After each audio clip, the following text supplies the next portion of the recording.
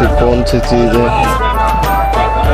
थोड़ा सा सोचें, हम वो उसको पीने के लिए लाते हैं लेकिन पी नहीं पाते। पीने के लिए लाते हैं, पी नहीं पाते।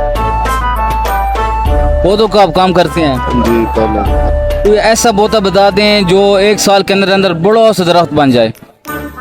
सर 1 साल के अंदर बड़ा सा दरख्त तो नहीं, पर फल वाले हैं इसमें, अंगूर अनार वगैरह है जो फल देते हैं साल के अंदर, और दरख्त के लिए कम से कम उसको 2 से 2.5 साल चाहिए। 2-2.5 साल में कौन सा हो जाएगा? 2-2.5 साल में मुख्तलिफ हैं, छाँव वाले जैसे पेलिकान हो गया, पिलकन हम लोग उसे बोलते हैं, और ये बकैन वगैरह हो गए छाँव और के आपके लिए। पास सबसे ज़्यादा कौन सा पौधा बिकता है, या फूल वाला या दरख्त में?